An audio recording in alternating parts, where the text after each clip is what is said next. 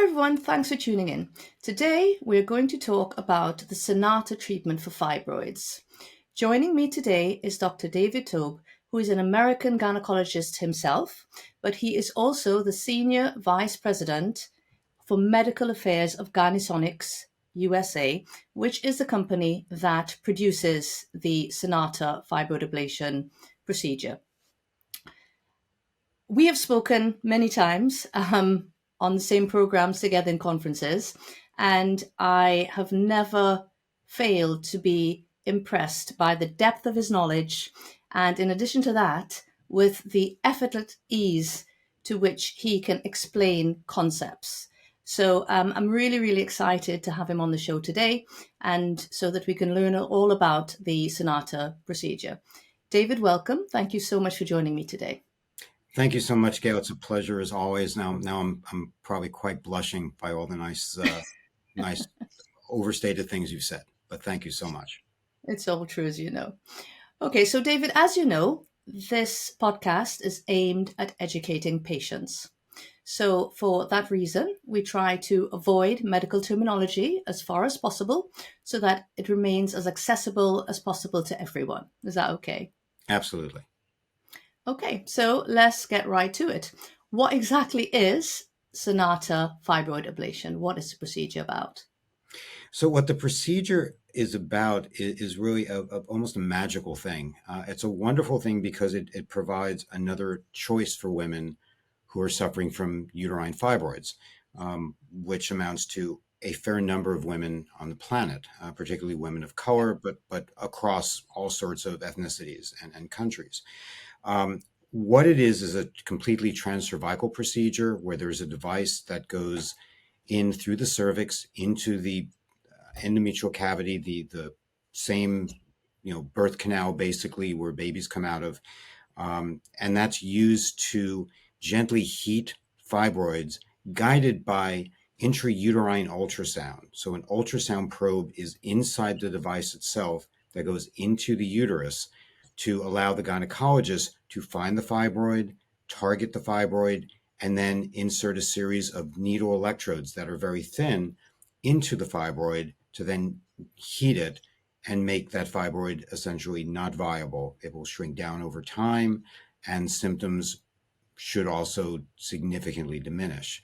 I should also mention that this is something where besides the ultrasound probe and the needle electrodes that go into the fibroid, this system is also somewhat unique because it shows the gynecologist exactly, very precisely, where the ablation is taking place. And very importantly, there's a safety border so that the gynecologist is not heating any tissue that he or she does not want to heat. So this has proven to be a very safe procedure as a result. Okay. And it is a relatively new procedure compared to all the other options we have for managing fibroids. And for those who are interested, we're not going to talk in detail about fibroids themselves or the symptoms they cause or the other options during this podcast, but I have done another episode where I discuss with another consultant gynecologist all about fibroids, the symptoms they cause, the types of fibroids there are. The most pronounced, I guess, symptom of fibroid is probably heavy menstrual bleeding or heavy periods. But fibroids can also cause pressure effects, and there can be different types of fibroids depending on where they are in the womb. And we may go on to talk, well, we certainly will go on to talk a bit more about that during this interview. So as I was saying, it's a relatively novel procedure, hence its own episode. Can you tell us how long the Sonata procedure has been around, how long it's been in use? Absolutely. So the company Gynesonics itself started developing this in 2005. I joined the company in 2008, so I've been there for a little more than 16 years. And one of the first things that happened in 2008 was switching from a single needle electrode to heat fibroids to what we have today, which is an array of 7 needle electrodes that penetrate into the fibroid. It was first used in early preclinical work starting around 2008. And then the first patient was treated actually down in Monterrey, Mexico in July of 2011, followed by a patient in Eindhoven in the Netherlands, and soon thereafter in the United Kingdom, specifically in Birmingham, Haywards Heath, and London. And finally, it blossomed from there. Right. Okay. And I guess this figure changes on a daily basis, but approximately how many Sonata procedures have been performed worldwide so far More than to date? 10,000. So more than 10,000. Okay. Wow. Okay. That is rising. Still a little more in Europe than in the United States, but the United States is certainly catching up. Okay. Brilliant. And as I alluded before, there are different types of fibroids, and you kindly discussed that the aim of the procedure is to deliver this energy to the fibroids and therefore basically kill them. I guess it's a simple way of putting it. That's how I describe it to patients anyway.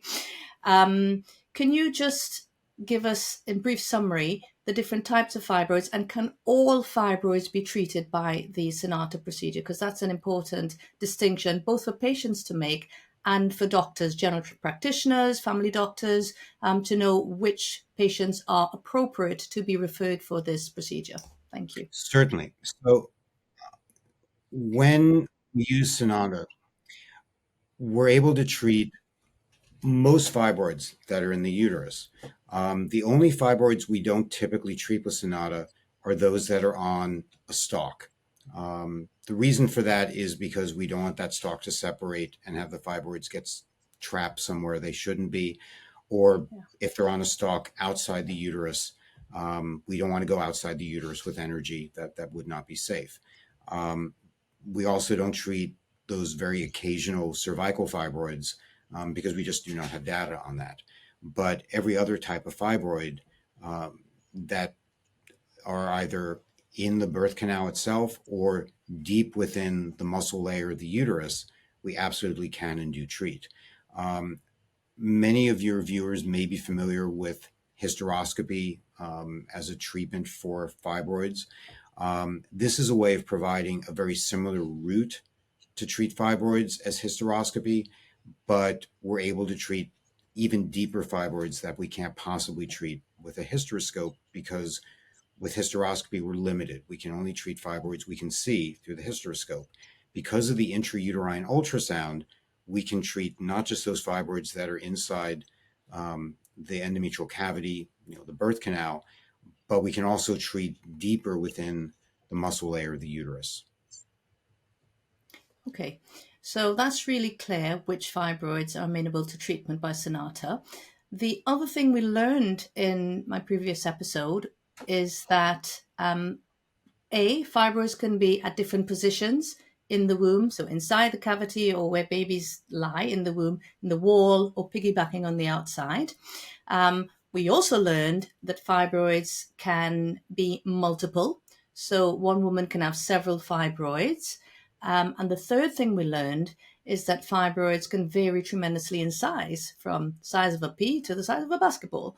So can you give us an idea so we know which ones can be treated, all except those that are piggybacking on the outside or on a stalk, and all those except those that are sitting in the cavity on a stalk like a grape? Can you tell us if a woman has, for example, several fibroids, is that a limitation to Sonata treatment? Depends what you mean by several. Yes. So there is nothing in our labeling, either in Europe or in the United States for that matter, that specifies a limit on how large a fibroid can be treated or how many. I do think, however, there are some practical common sense limitations. So in terms of size, geometrically, because our longest ablation is just under 5 centimeters, it's 4.9 centimeters exactly. And we want to treat a majority of the fibroid's volume to get really good long-term symptom relief. Not all, but at least most of it. Geometrically, the upper limit of what we really can treat is 10 centimeters. And I don't recommend that for most physicians or patients, regardless of how expert a physician is, because again, we're not getting as much of that fibroid treated as we'd like. So the probability of that patient doing well for many, many years is just going to be lower than if the fibroid were, let's say, 8 centimeters or smaller. So I think 8 centimeters is a good upper limit for most gynecologists. But um, here's where certain medications called GnRH analogs can be a really good friend to a patient with a 10 centimeter fibroid, because on a good day, you can reduce the volume of that fibroid enough that it'll shrink down to about 8 centimeters at 3 months. Now, GnRH analogs are not for everyone. There are certainly some side effects that not everyone is willing to undergo. But if a woman is willing to undergo that for 3 months, then yes, you can shrink that down to about 8 centimeters. And now it's a very different story for Sonata. And in terms of fibroid numbers, again, no limit in our labeling, but on occasion, we've treated 12 fibroids with Sonata. I think 10 is a good upper limit, mostly because it's a little tricky sometimes to keep track of which fibroids you've already treated. Yeah. There's no harm in treating the exact same tissue twice, but you're not making any progress because you can't kill something twice, right? You've already treated it. So I think 10 is a good upper limit. Gail, I mean, all of us gynecologists, I think, have really good ways. We figured out how to treat women who have 20 or 60 or 100 fibroids. Um, and fortunately, most women don't have 20, 60, or 100 fibroids. So this is a treatment that I think is more amenable to a very wide variety of patients outside of those occasional cases with very, very large fibroids or very numerous fibroids or both. Yeah, and I think we need to get out of that mindset that you have to have one thing that does everything. You know, Exactly. fibroids are such a disparate condition. There are so many differences and permutations of patients, patient histories, patient requirements, numbers of fibroids, size of fibroids, site of fibroids, that actually having a broad armamentarium of modalities is in our favor. And Right. Sonata absolutely contributes to that rather than taking away from anyone else. Okay. And what symptoms of fibroids can be treated with Sonata? So we're technically indicated for symptomatic uterine fibroids. So any symptoms in theory. Um, Okay. as far as what we've actually studied, so both in Europe and the US, um, we studied predominantly bleeding symptoms. Um, as you mentioned, abnormal uterine bleeding is the most prevalent symptom of fibroids. Um, and that is what we really targeted with this system in terms of our studies. And honestly, in two studies that we looked at, where we looked at abnormal uterine bleeding, um, in both studies with Sonata, there were significant improvements in menstrual bleeding within the first 3 months of treatment in both studies, um, and it gets even better by 12 months, but certainly by 3 months. In fact, when we did our um, U.S. trial for the Federal Food and Drug Administration here, um, we found that at 12 months, 64.8% of women, so almost 65% of women, had a very significant improvement in bleeding. Namely, they had at least 50% reduction in their bleeding. Um, the FDA here in the US required us to show that we could reduce bleeding by at least 50% in at least 45% of women. So the Yeah. fact that we could get essentially 65% of women there, we more than exceeded that requirement by the US FDA, which was certainly nice. So definitely very effective for treating bleeding. We did not look at what we call bulk symptoms, in terms of Okay. pressure symptoms, due to size of some of these fibroids and numbers of fibroids. However, I will say that as a proxy for that, even though we didn't specifically study the symptom relief, um, RF energy works very well to shrink fibroids really well, almost regardless of device. If you get enough of a fibroid ablated with any device, you will see significant improvements in fibroid volume. When we studied this, and this is really, I think, very definitive data because we actually looked at a little over 100 fibroids and averaged across all of them. We found at 3 months there was a 54.7% average reduction in fibroid volume, and at 12 months, 66.6%. So by 3 months, you're reducing the size more than 50%. Now, keep in mind that's volume. I Yeah. don't want to dwell on this too much because you're not going to take an 8 centimeter fibroid and get it down to 4 centimeters. That's just not how this works with any energy method. But you will get it down to about 6 centimeters, which is quite good. And more importantly, you're reducing the symptoms. But yes, you definitely can reduce fibroid volume with this very nicely. Whether that translates into reduction in bulk symptoms, unfortunately, we never really could study that. But at least we know it does reduce the volume. Yeah. Yeah. Okay. And is that volume reduction enduring over time? Yes, it is. Once you have gotten the fibroid down significantly, so long as you've ablated a majority of the fibroid or most of the fibroid, it's not coming back. What little remnant is left, in some cases you can actually ablate all of it, but what little remnant is left should not be biologically active. Okay. Okay. And my next question you kind of answered um, was, does Sonata get rid of fibroids? So just to be clear, it doesn't get rid of fibroids for the most part. I mean, we're not cutting anything, we're not Yeah. resecting anything. Um, Small fibroids, so for example, a 2 to 3 centimeter fibroid, we have imaging evidence. So, magnetic resonance imaging, MRI, Hmm. ultrasound evidence, um, where honestly at 12 months, in many cases, there's really nothing more to see. I mean, that ultrasound shows the fibroid is essentially gone. The uterus is normal, much smaller, normal contour, shape, everything. I don't expect that for all fibroids, but certainly if you ablate most or all of a small fibroid, you can make it look like it's gone away. I mean, there still may be microscopically a small amount of it there that's not viable anymore, but you can make it essentially disappear. Larger fibroids, no, it's not going to go away, but it will, as with embolization, it may still Yeah. be there, but it should not be causing symptoms. Okay. And occasionally they can be expelled, can't they? That's Occasionally something they to can know. be. Sometimes fibroids, when they're no longer viable, the uterus does contract and can push it into the cavity, the endometrial cavity, and sometimes they'll just slough off, they'll just wear away, and that's actually a good thing.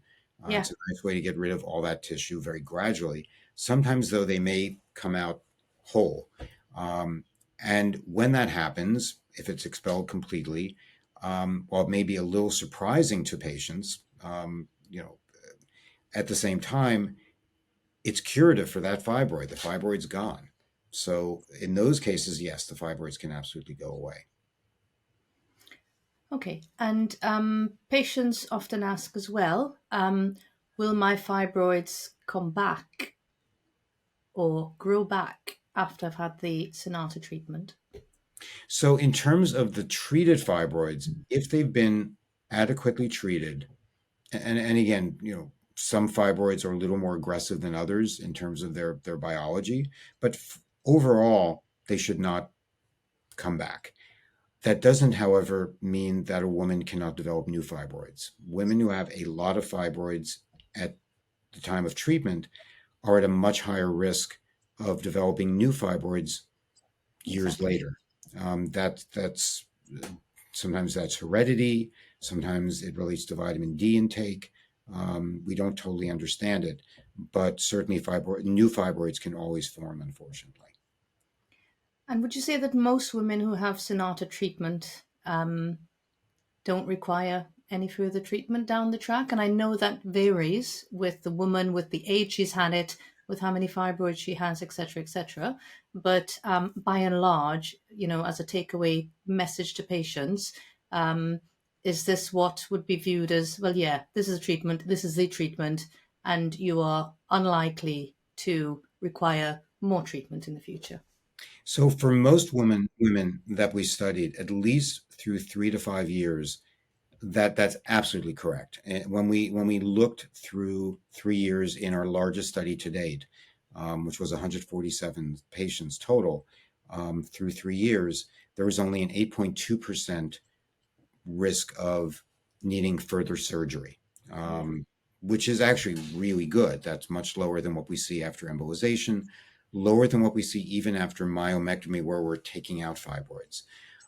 We also have some 5-year data in a small number of patients who were treated in Europe, where with an average of about 64 months, so a little more than 5 years after treatment, there was only an 11.8% cumulative reintervention rate. So in other words, almost 90% of those women, really 88%, after more than 5 years, did not need any treatment. And in fact, there were no surgical treatments of those patients in that group for the first 3.5 years. So generally speaking, most women are not going to need any further treatment, at least through 3 to 5 years. We've not studied it longer than that. Um, but that's true for any fibroid treatment other than Yeah. hysterectomy, right? New fibroids can form, etc. But generally speaking, this is a very durable treatment. And the other thing to note, with fibroids, as opposed to, I don't know, many other conditions, is that what you're dealing with essentially is, to a great extent, a time limited condition, because we know that the natural history of a fibroid is, after the menopause, it will, stop growing, certainly. Symptoms usually resolve. Many will shrink anyway. So that, so the 5 years becoming 6, 7, 8, 9, 10 years, in a woman who is 50, 55, you can assume that that treatment will continue to endure for that woman, if that makes sense. Do you Yeah, agree? that absolutely agree. Yes. Okay. And can you tell us, so we have a kind of vague idea of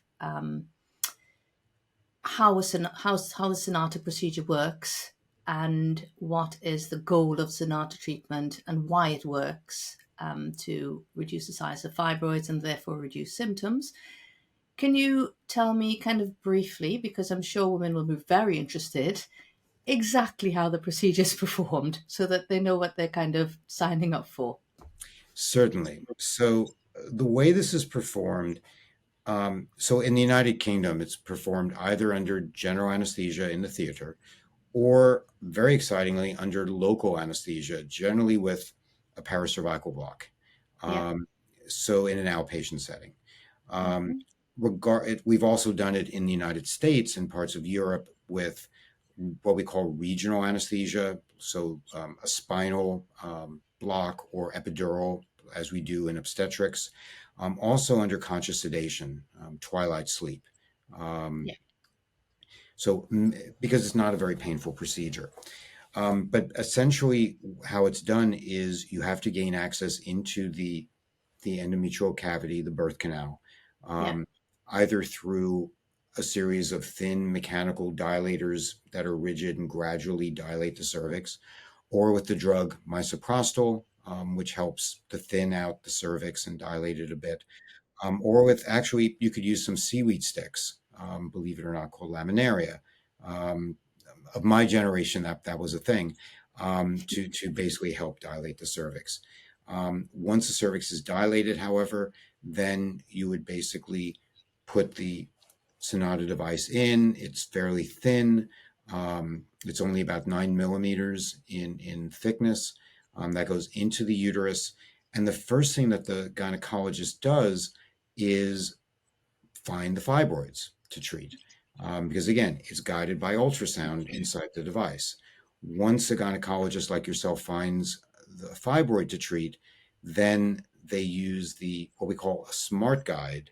That's this where we show where the ablation will take place, and there's this safety border to keep everything inside, all the energy inside the uterus where it belongs and not outside where it doesn't belong. Um, but you use that before you've put any needle electrodes into the fibroid itself to basically decide where do you want the ablation to be and how large. Maybe you need more than one ablation in that fibroid. That can all be done Yeah. in the same treatment. Only then, once you're happy with where the ablation will take place, then the gynecologist puts out one needle from which all the other needles come out. Um, there are a series of what we call safety checks where the gynecologist will rotate the ultrasound probe to make sure that that safety border always stays inside the uterine serosa, the outside of the uterus, um, in multiple planes. So we're not putting any energy and heat outside where we don't want it.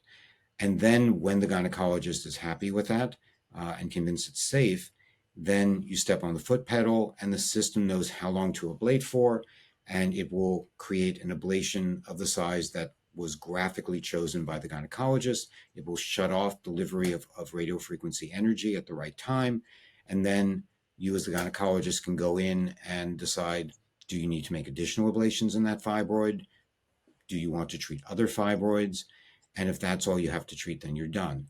The thing is, the recovery is very quick after this. Yeah. Whether this is done under general anesthesia or through a paracervical blockade or a fundal blockade, patients go home the same day, generally very short, briefly after the procedure itself. That's also true here in the United States. People go home they within 1 to 2 hours. And I think also what people should be able to expect is a very quick recovery after this. That's one of the big advantages of this sort of approach, doing this through the cervix rather than making incisions in the abdomen. Um, Patients typically, when we studied this, went back to normal activity within 2.2 days on average, but half the patients were back to normal activity within 1 day of treatment. That's pretty remarkable. In contrast, um, many laparoscopic procedures where we're making small incisions in the abdomen and filling the abdomen up with CO2 gas and doing our surgery. Um, Many of those, half the patients are back to normal activity around 9 days after surgery. So very big difference there. So very quick recovery, very little pain. People typically do not go home on narcotics, which I think is a very big advantage of this. And I think what's not immediately obvious to the average person is the massive difference of this scan probe going into the uterus. So women will be familiar with transvaginal scanning. So the three main ways of scanning: either on the tummy, which gives us not so great views of the uterus and fibroids because it has to go through the tummy skin and has to go through the bladder, etc., etc. So you're further away. A better modality of imaging would be transvaginal scanning, where the probe is put into the vagina. So we're a lot closer to ovaries, uterus, fibroids, etc. But this is even closer because it's literally through the cervix, through the neck of the womb, into the cavity of the womb. So literally right next to the fibroid. So you can see the fibroids really clearly, and you can see the outline of the womb really clearly. And that is of paramount importance with regards to safety, Okay. which I will move on to now. What are the risks of the procedure? Can you talk us through those? Certainly. So the common things we see after this procedure, mostly what I would call really expected events, things we see even after hysteroscopic procedures, some discharge for a few days, some cramping, some spotting. And that should go away typically within days for many patients. Sometimes it persists longer. It depends on the size of the fibroids treated, the number of fibroids treated, but also where they're located. So if fibroids are in the birth canal itself, in the endometrial cavity, um, that many times those fibroids will start to gradually shed some tissue, which again is a very positive thing. It means the treatment is working very nicely, but that may manifest as a little bit more persistent um, intermenstrual bleeding, basically, or some spotting. Yeah. Um, The other things we rarely see is an infection in the uterus. The actual, there have only been 16 documented cases as of right now of intrauterine infection after Sonata in more than 10,000 patients. That's very rare. Mhm. And to compare it to hysteroscopy, hysteroscopy is also very safe, very rare infections, but the rate of infection for hysteroscopic surgery overall, I've seen a figure around 0.83%, something like that. Our rate is about 0.16%, so less than a fifth of that. So pretty low infections. Okay. Any other risks? Rarely, I mean, the main risk that we worry about is burns to the bladder, to the bowel, anything outside the uterus where energy doesn't belong. Um, I am very happy to say that in over 10,000 procedures, and when you think about it, probably more than 30,000 individual ablations, since many women have more than one fibroid being treated or have multiple ablations in fibroids or both. We have never had any reports of bowel or bladder burns. Um, Sonata actually, to be perfectly honest, is the only fibroid ablation system on the planet that has never seen that. And I'm very glad we don't want to see that. Sadly, that's not the case for other fibroid ablation systems. And I think that thermal safety border that we have really helps keep this a very safe procedure. So I think that that's very important for people to know. So it is a theoretical risk to burn outside the uterus, but in over 10,000 cases, we've never seen that. Okay. Well, yeah. But it must be mentioned because, like you say, Yes, it's a theoretical. absolutely. Absolutely. Um, and I guess these things all go back to not only the safety of the device, but operator experience, operator support, which Gynesonics, I know, provides a lot of support to Yes. clinicians who are taking on Sonata. So very safe, I think, is what you're saying. Oh, absolutely. I mean, when I remember when the early days of laparoscopic surgery, both for us gynecologists, but also for among the general surgeons, and at least in gynecology, we had a heritage of doing something with laparoscopy. We were all very familiar with that. General surgeons, not so much. And they would back then, I'm talking like late 80s, early 90s, they would take these weekend courses here in the United States, um, where they would kind of sort of learn about laparoscopy and maybe try a procedure or two.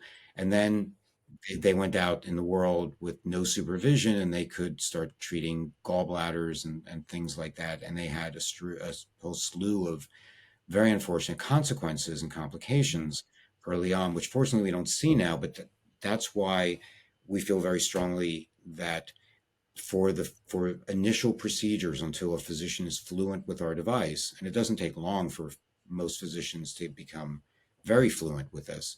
Um, but we do provide what we call clinical specialists, all of whom are really, expert at guiding physicians, training them, helping them understand the device. Um, they're certainly very familiar with the ultrasound image, and they have done an amazing job both in Europe and here in the United States with maintaining that level of safety. Okay. So, are there any circumstances? So, we mentioned about fibroid size, above which it's not really a good idea. Mhm. Fibroid numbers, above which it is not really a good idea or not practical. Right. And fibroid positions, which are definitely not a good idea on stalks. Are there any other circumstances in which a woman can't have Sonata or Sonata is contraindicated? I wouldn't. So the only contraindications for Sonata, there are five contraindications in our labeling. Three are things that I think every gynecologist is going to immediately think of and be very familiar with. If a patient is currently pregnant, if a patient currently has a pelvic infection, if a patient has a suspected and unevaluated um, malignant condition of the uterus or pelvis. Um, those are all things that are very familiar to all of us gynecologists. Um, the other two are a bit less common things that we would think of. So there was a device years ago called Escher that it was actually a wonderful device to provide long-term reliable sterilization of women hysteroscopically. There would be these metal implants that would go into the fallopian tubes transcervically through a hysteroscopic procedure. Yeah. That was withdrawn from the market many years ago due to many issues. But there are still many women out there who have Escher in place. That is an absolute contraindication to the use of Sonata, because we would not want the energy, the RF energy, to be conducted down the fallopian tube because these are metallic implants in the fallopian tube. The other contraindication um, is not really much of a contraindication, but it is technically a contraindication. If a woman has an intrauterine device in place at the time of the procedure, we all just take them out, do the procedure, put a new intrauterine device in. Not a big deal. So I don't want people to think that if they have an intrauterine device, Mirena and anything like that, that they're absolutely not a candidate for Sonata. They absolutely are candidates potentially for Sonata. We just remove the device, do the procedure, and then before they're even off the table, they can have a new IUD placed. Not a So problem. just to clarify, when you say intrauterine device, you mean coil. That's the Yes, term in Britain yes, that we yes, yes, standardly use. Yeah. So if you absolutely. have a coil, you can have Sonata. It just can't stay in while you're having the Sonata, which is pretty Correct. sensible, obvious. Anything else? Yeah, these aren't formal contraindications because we don't. It's not clear what the risks are as far as the percentage where this would actually happen, but they are Yeah. strong warnings in our labeling. So, two things that come to mind: if a woman has one or more hip implants, metallic hip implants, because the electrons are going from the device into the fibroid and back down both thighs into um, grounding pads that go into the generator. Um, while it's unlikely that the electrons would decide to go really, really deep and take a detour to the hip, they could, because these are conductive implants. So there's never been a reported case for any electrosurgical device, and besides Sonata. No one has ever reported any burns of the hip because of something like this, but we don't want someone to be the first case. So if someone has a hip implant, they are not a candidate for treatment with Sonata. The other one would be leg tattoos where there is no way that we could place grounding pads away from them, because the reason for that is some tattoos have metallic ink, which could conduct and Right. cause a skin burn. And there is pretty much no way that any woman is going to know if her tattoo absolutely was not, you know, done with Metallic. metallic ink. Black Mm. tattoos are more likely to be metallic ink, from what I understand. Um, but there's just no way to know for sure. So you can have a tattoo on the leg, and we can still place the grounding pads. But if there are now women who have what we call sleeves, tattoo sleeves, where it covers pretty much the entire, one or more thighs, Hmm. we can't really do the procedure because it would not be safe in terms of the being able to put the grounding pads where they need to be. Well, it's interesting. That doesn't spring to mind, does it? That's really useful information. Okay. And how long does it take to take full effect, the Sonata? How long do you need to wait? Because we always tell women, Mhm. well, wait a few cycles, see how you go. How long do we say? Okay, well, if you're not satisfied with the outcome by X months after the Sure. procedure, then it's unlikely to improve further. So the first time point we studied was 3 months after the procedure, and that was a time point where it just happened that by 3 months we were able to show significant improvements in symptoms overall, in bleeding specifically, and in overall health-related quality of life. We do hear from some patients where after one menstrual cycle or two menstrual cycles, their symptoms are markedly better. And that's very gratifying to hear, but we didn't study any time point earlier than 3 months. So I think on average, I would say 3 months is a good time to wait. For some women, it may be much less. For some women, it may be a bit more than 3 months. But this is a process. Um, Mm. so it's not instant relief. But in return for undergoing that sort of process, where it takes about 3 months, a woman gets a procedure that has no incisions, that has a very quick return to normal activity, very quick recovery. They're not hospitalized, no risk of wound infections because there are no wounds. They're able to walk, they're able to do most things very quickly. They return to work very quickly, so not a lot of downtime, and they don't need narcotics generally. So there are just big advantages to that, but Yeah. it does take some time, as does embolization, as do most Yeah. medications. Absolutely. As the surgery to recover from as well. Yes, absolutely. Okay, and now, David, for the $1 million question, and I think you probably know what I'm going to ask. Is pregnancy safe after Sonata? That's a great question. So Thank you. if you, I do want to be very transparent and say that if you look at our labeling, both in Europe and in the United States, it only says one thing. It says that the safety regarding future pregnancy remains to be established and that this treatment does not eliminate the possibility of getting pregnant. That's it. So we have warnings about tattoos. We have warnings about hip implants. We have specific contraindications, like if you have a Mirena coil, for example. There are no contraindications regarding pregnancy unless the patient is currently pregnant, right?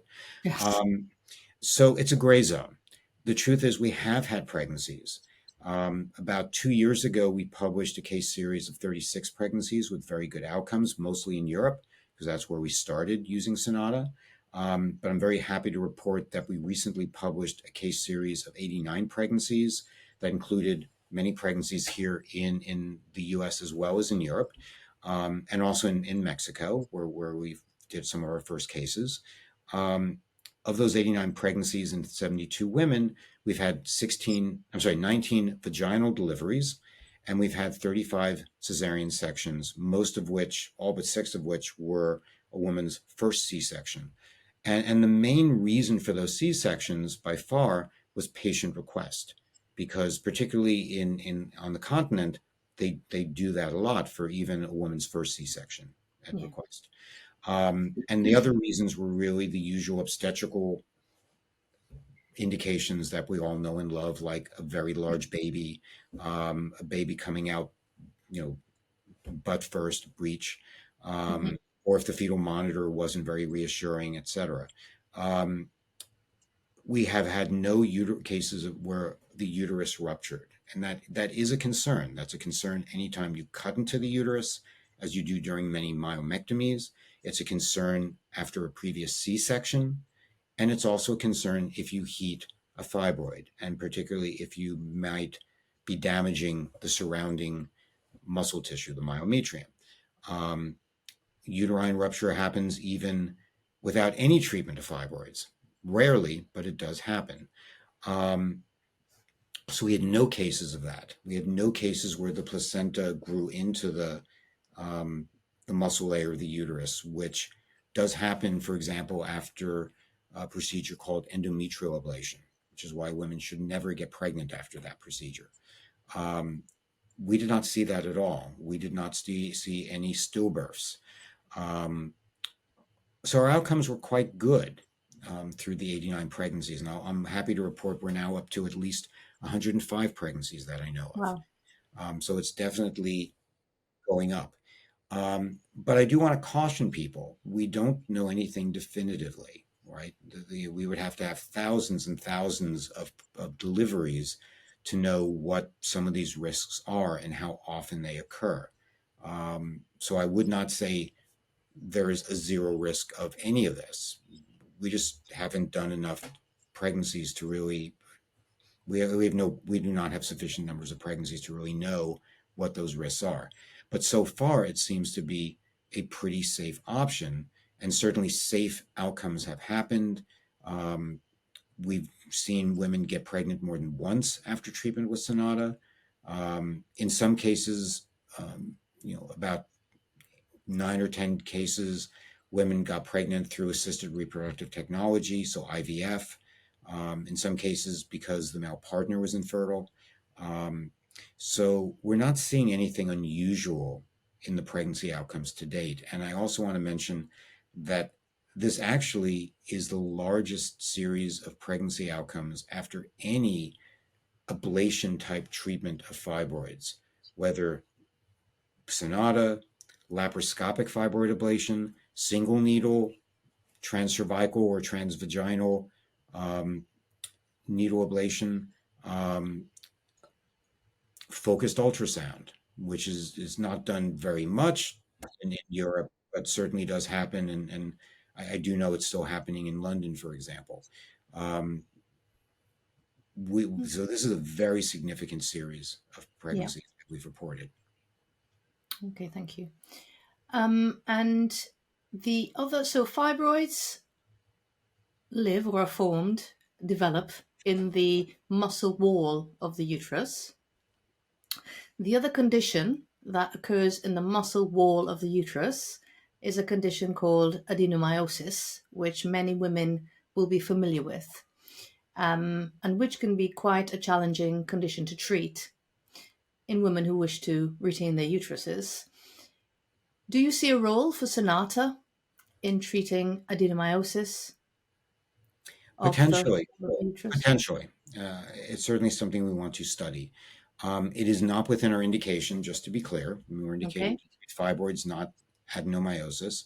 Um, but when you look at all the literature out there on radiofrequency ablation of adenomyosis, there are only about 7 studies out there that are terribly useful. And even comparing the outcomes, it's hard. Adenomyosis is a very poorly understood condition, and people use different definitions, and they have different criteria for what it is, making it very hard to compare studies. There have only been very limited reports of Sonata used specifically for adenomyosis. 2 were single cases. Both were followed for a very short period of time. One was followed in California for 6 months, good outcomes, but only through 6 months. Another in Switzerland was followed through 11 months, um, pretty good outcomes. And then there was a small case series from one of my colleagues in Cologne in Germany, 13 women who were treated. One patient was not captured in any follow-up. So 12 patients total, 3 of whom were studied through 3 months. The remaining 9, we had follow-up through 6 months. So good results in all those cases, but very limited follow-up, very small numbers of patients. And that's true across the board for radiofrequency ablation of adenomyosis. So I think it's promising. I'd love Mm, to think that this could be used, but we need to prove it. yeah. And there is we're still in the planning stage with the university we have a university in Bern, Switzerland, that is interested in doing a study um, on Sonata and adenomyosis, and hopefully soon they'll start recruiting patients, and at some point we'll have some really good idea of whether or not this is useful for at least some forms of adenomyosis. Okay, so watch this space. Yes, more to come. More to come, absolutely.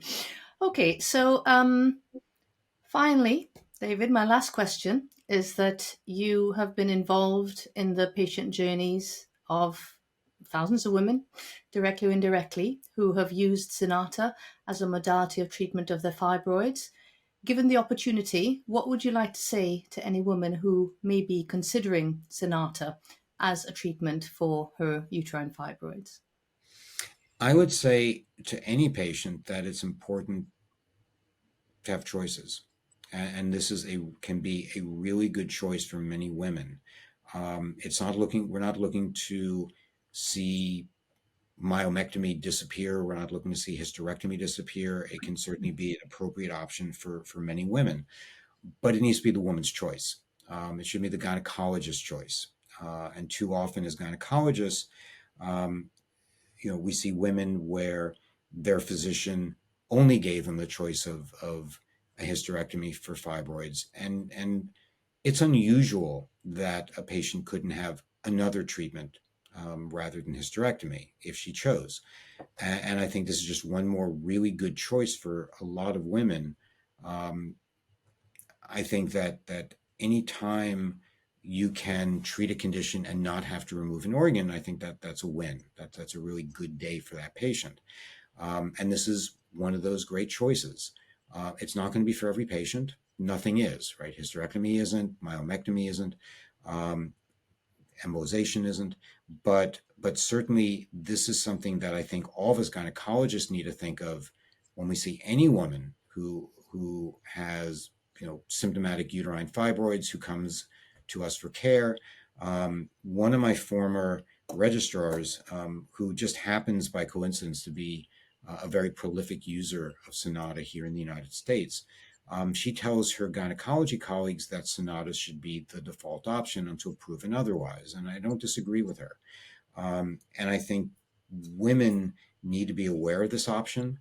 They need to ask their gynecologists about this. Again, not everyone is going to be an option. Not everyone is going to be a good candidate for this, but lots of women are. And I think that they need to be aware of it, and they should think of this as a potentially really good treatment option that gets them back to normal activity fairly quickly, but also resolves their symptoms within a short period of time. Great, thank you. Okay, so David, it only remains for me to say thank you. Thank you for coming on to the show to be interviewed. I feel very flattered that I have the big cheese on today and the absolute international expert about Sonata. So thank you for sharing your knowledge with us in such an accessible way. Thank you for supporting my efforts to educate patients about Sonata, but mostly thank you for all your years of distinguished work and hard work progressing this novel and effective treatment for fibroids. Thank you so much. Well, thank you, Gail, for first of all, for being such an advocate for women and for your patients, and for being there for them. And thank you so much for the honor of being here. I mean, this was a great pleasure, and I greatly appreciate it. Thank you. Thank you.